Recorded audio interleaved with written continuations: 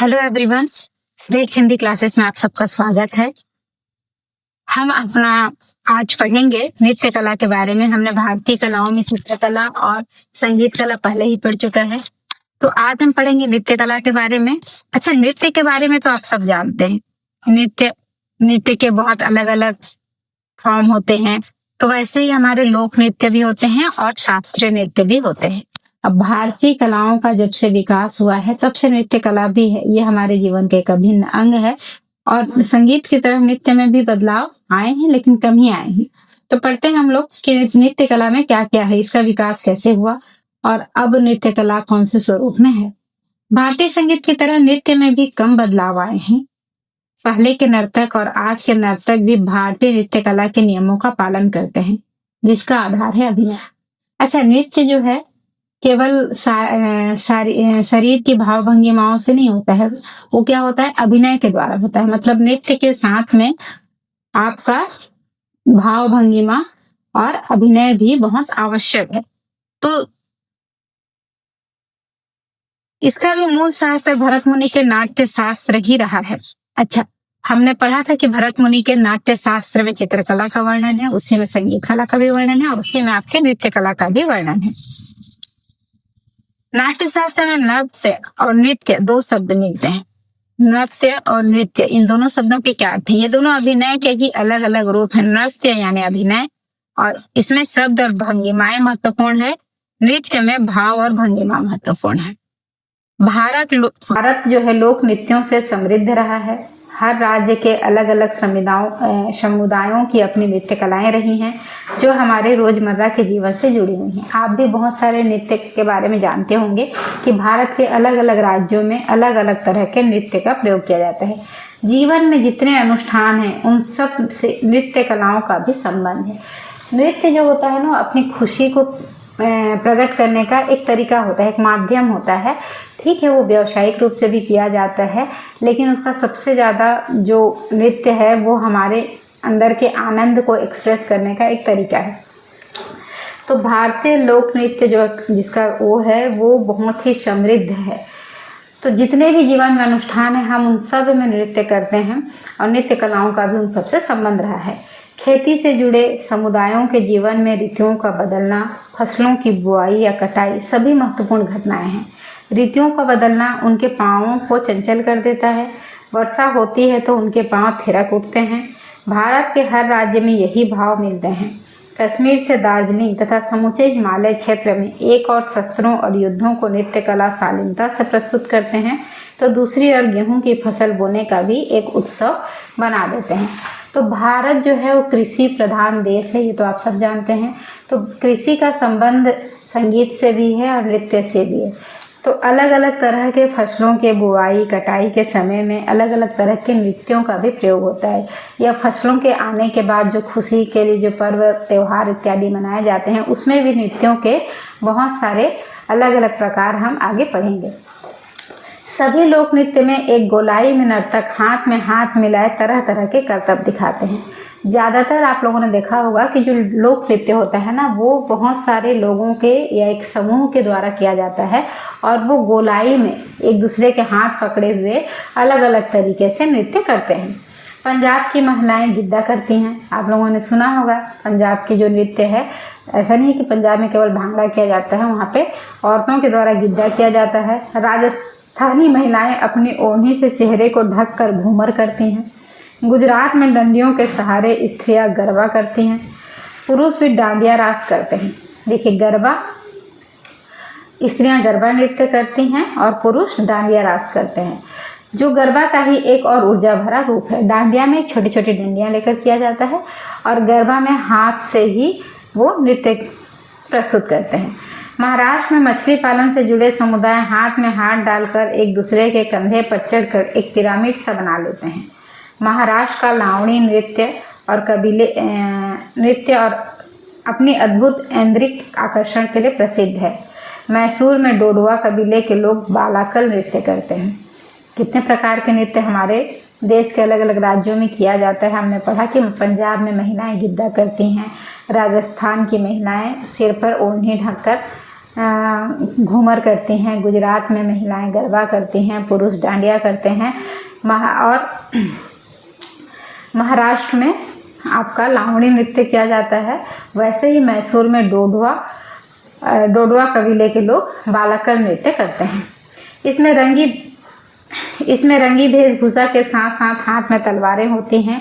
केरल में कुरुवांजी नृत्य को भरतनाट्यम का प्रेरणा स्रोत माना गया है। कुरुवांजी जो है वो लोक नृत्य है, वहीं से भरतनाट्यम जो कि शास्त्रीय नृत्य है उसका उद्भव माना जाता है। गुजरात का टिप्पणी नृत्य भी समूह के साथ होता है। यह फसल की कटाई के बाद खलिहान में किया जाता है। तो ये जो जितने भी लोक नृत्य हैं, ये जो लोक नृत्य हैं वो सामूहिक रूप से स्त्रियों और पुरुषों के द्वारा की जाती हैं। लोक नृत्यों में भी निकोबारी अंडमान निकोबार से जुड़ा है। अंडमान निकोबार के लोग भी लोक नृत्य करते हैं। अरुणाचल प्रदेश में निसी, असम का बिहू, आंध्र प्रदेश का कोल्हम और वही पंथी और राउत छत्तीसगढ़ तथा राजस्थान का लोक नृत्य है। गुजरात का गरबा और रास टिप्पणी, हिमाचल का गानमेन और किन्नौरी, बंगाल, उड़ीसा, झारखंड का छाओ उल्लेखनीय है। तो ये अलग अलग तरह के लोक नृत्य हैं जो अलग अलग राज्यों में अलग अलग तरीके से किए जाते हैं, पर इन सारे नृत्यों का संबंध जो है हमारे पर्व त्योहारों या फसलों से जुड़ा हुआ है। और इन सारे नृत्यों को में एक कॉमन चीज़ ये है कि ये सारे सामूहिक रूप से किया जाता है, जिसमें लोग गोलाई में घेरा बनाकर नृत्य करते हैं। अलग अलग राज्यों के नृत्य भिन्न भिन्न नामों से जाने जाते हैं, पर इनमें एक समानता भी है। ये सभी नृत्य समूह में हैं। सभी का संबंध प्रकृति और जीवन से है। सभी में स्त्री और पुरुष एक साथ मिलकर नाचते हैं। राज्य की सीमाएं भला कला को कैसे बांध सकते हैं?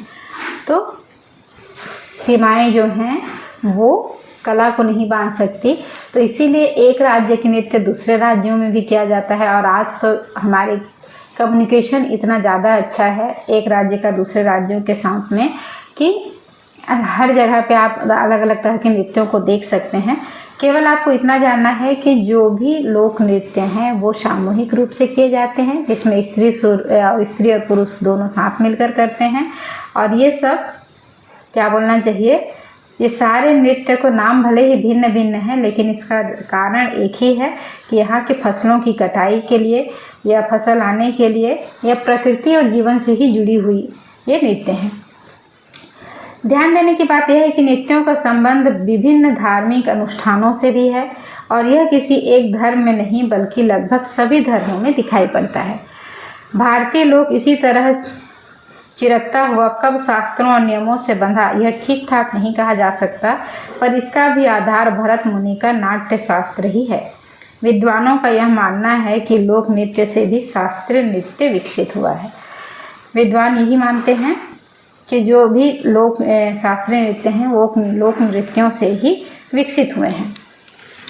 तो इतना तो आपको समझ में आ गया कि जो नृत्य हैं वो लोक नृत्यों से ही संबंधित हैं, और लोक नृत्य जो हैं उनका संबंध प्रकृति से है और मनुष्य के जीवन से है। भारतीय नृत्य को देखकर कुछ लोग ऐसा सोचते हैं कि यह सिर्फ हाथ और पैर की गति से जुड़ी है। अगली बार आप ध्यान से देखिएगा, भारतीय नृत्य में सभी अंगों की गति लय महत्वपूर्ण है। ऐसा नहीं है कि नृत्य केवल हाथ और पैर से ही जुड़ा हुआ होता है, बल्कि उसमें जो नृत्य करने वाला होता है उसके पूरे शरीर की अलग अलग भाव भंगिमाएं या अंगों की गतियां उसमें आपको देखने के मिलेगी। जैसे भारतीय नर्तक आंख, भौहों या फिर नासिका के माध्यम से भी खुशी, क्रोध, विभत्स आदि भावों को अभिव्यक्त करने में महारत हासिल किया हुआ है। मतलब जो शास्त्रीय नृत्य आप देखते होंगे ना, तो उसमें आप देखते रहेंगे कि वो अपने क्रोध को, प्रेम को या फिर खुशी को, विभत्स घृणित चीज़ों को अपने आँख से, नासिका से, अपने भौहों के माध्यम से वो किस तरह से एक्सप्रेस करते हैं या अभिनय के द्वारा लोगों को जताते हैं। इन्हीं भाव भंगिमाओं के जरिए महाभारत और रामायण जैसी कथाओं तक देने की परंपरा नृत्य कला में मिलती है। महाभारत और रामायण की कथाओं को भी नृत्यों के माध्यम से बगैर कुछ बोले प्रस्तुत करने में हमारे जो क्या बोलना चाहिए जो कलाकार हैं वो सक्षम हैं। ये आपको देखने को मिलेगा। भारतीय नृत्य का सबसे आकर्षक रूप है हाथों की विभिन्न मुद्राएं। अच्छा, नृत्य में जो सबसे आवश्यक और आकर्षक चीज़ है वो है हाथों की विभिन्न मुद्राएं। इसके माध्यम से मनुष्य के भावों से लेकर जानवरों के भावों तक को दिखाया जा सकता है।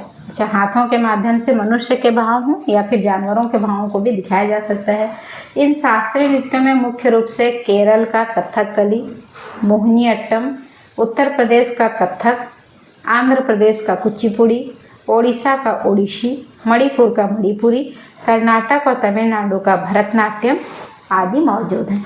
अब आप इस लाइन को आप अच्छे से याद कर लीजिएगा कि कौन सा नृत्य किस राज्य का है। ये एक प्रकार का समझ लीजिए आपके सामान्य ज्ञान को भी दर्शाता है, क्योंकि हम कई बार ना क्या करते हैं, उलझ जाते हैं कि यहाँ का नृत्य वहाँ का नृत्य। अच्छा, ओडिशा का ओडिसी ये तो हमको आसानी से समझ में आ जाता है, लेकिन मणिपुर का मणिपुरी है समझ में आ जाता है, लेकिन जो कथक है, कथकली है, वो कहाँ का है वो हमको, या कुचिपुड़ी जो है वो कैसा, कौन से राज्य का है, केरल का कथकली और मोहिनीअट्टम, उत्तर प्रदेश का कथक है, आंध्र प्रदेश का कुचिपुड़ी है, कर्नाटक और तमिलनाडु का भरतनाट्यम है, और मणिपुर का मणिपुरी और उड़ीसा का ओडिसी।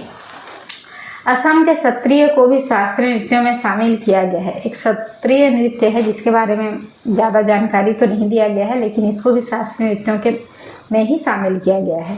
इन सभी का संबंध किसी न किसी राज्य और उनकी परंपराओं से है। मतलब जो भी शास्त्रीय नृत्य बने होंगे ना, किसी न किसी परंपरा से जुड़े हुए होंगे। क्योंकि इस नृत्य को सीखने के लिए बहुत साधना की जरूरत होती है, इसलिए ज़्यादातर व्यवसायिक ही सीखते हैं। यह संदर्भ भी आता है कि बाद में चलकर महलों में राजकुमारी और राजकुमार भी नृत्य करते थे, पर सार्वजनिक रूप से नहीं।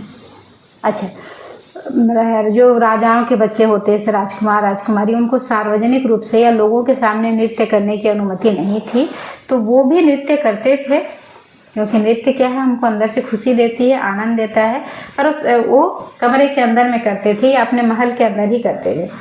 पर सार्वजनिक शास्त्रीय नृत्यों के स्वरूप में बहुमत परिवर्तन हुआ है। वर्तमान समय में इन्हें देखकर 200-300 साल प्राचीन नृत्य कला भी इन्हें पूरी तरह से नहीं जोड़ा जा सकता। मतलब प्राचीन जो नृत्य कला था या 200-300 साल पहले जो नृत्य कला था, उसके बाद अभी का जो नृत्य कला है उसका संबंध तो बराबर है, लेकिन उनको हम पूरी तरह से एक समान नहीं कर सकते, उनको एक साथ नहीं जोड़ा जा सकता, क्योंकि धीरे धीरे नृत्य कला में भी विकास होते जा रहा है या फिर थोड़ा बहुत परिवर्तित होते जा रहा है। भारतीय कलाएं लोक से शास्त्रीय रूप तक अचानक नहीं पहुंची है, वर्षों इनके बीच संवाद होता रहा है।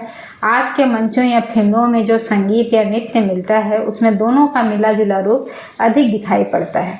मतलब आज जो हम फिल्में देखते हैं या मंच पे जो हम नाटक वगैरह देखते हैं, उनमें संगीत और नृत्य दोनों देखने को मिलता है।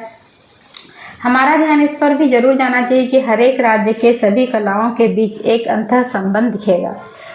उत्तर भारत में बांस नृत्य, बांस क्राफ्ट कला या फिर बांस के वाद्य यंत्र इसके उदाहरण हैं। उत्तर प्रदेश के वाले जो बांस नृत्य करते हैं, वो क्योंकि बांस की चीज़ें, बांस से बनी हुई चीज़ें जो क्राफ्ट है उसको प्रस्तुत करते हैं, या फिर बांस के जो वाद्य यंत्र होते हैं, जो हमारे म्यूजिकल इंस्ट्रूमेंट्स होते हैं, उसको दिखाने के उदाहरण है वो। ध्यान देने की बात यह भी कि सभी कलाएं धीरे धीरे समूह के व्यक्ति कला का रूप धारण करती जा रही है। इसका कारण निश्चित रूप से व्यवसाय भी रहा है। सभी लोक नृत्यों में साथ साथ एक ताल में पैरों का उठना, हाथों का एक दूसरे से जुड़ना अपने आप में भारत की अद्भुत साहचर्य और प्रेम भावना के संकेत हैं।